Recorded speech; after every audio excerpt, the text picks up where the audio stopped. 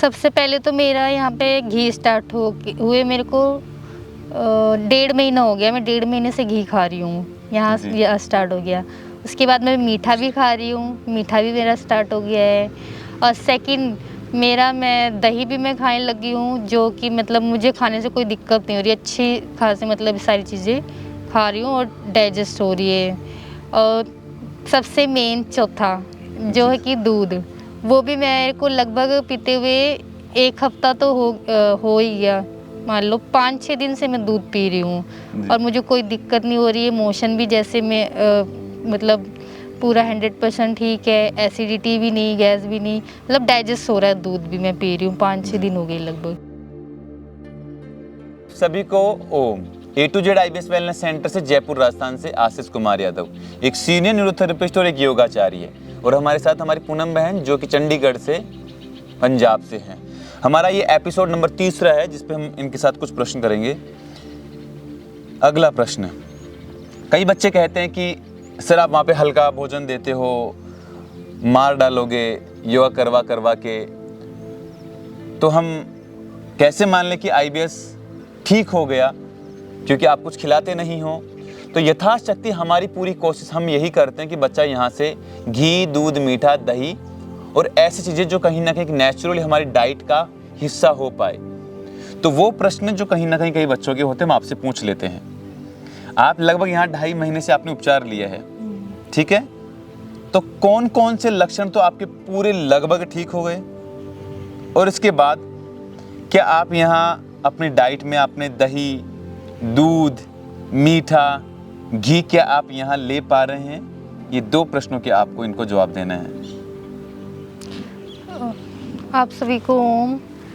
जैसा कि भैया बता रहे हैं कि लगभग तो एक हिसाब से तो मेरी 95% मतलब मैं यहाँ पे एकदम क्योर हो गई हूँ अपने IBS से। जो मेरा कॉन्स्टिपेशन था वो लगभग तो 100% ही हो गया है। 5% जो एसिडिटी की रह गई थोड़ी सी प्रॉब्लम, वो मैं अपने सर। हाँ, और नींद मेरी यहाँ पे अच्छी होगी। मेडिसिन जो मैं यहाँ पे आई थी तो फिर मैं मेडिसिन खा रही थी मनोचिकित्सक की। उससे पहले ही मैं खा के आई थी 4-5 महीने पहले।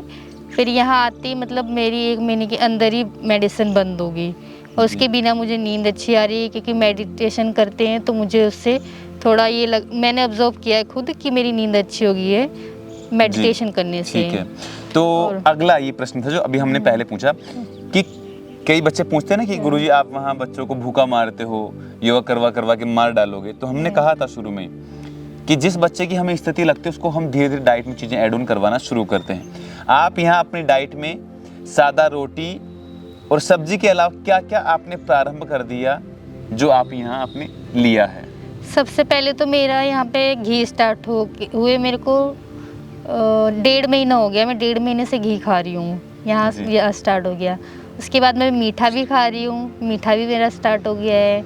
और सेकंड मैं दही भी मैं खाने लगी हूँ, जो कि मतलब मुझे खाने से कोई दिक्कत नहीं हो रही, अच्छी खासी मतलब सारी चीज़ें खा रही हूँ और डाइजेस्ट हो रही है।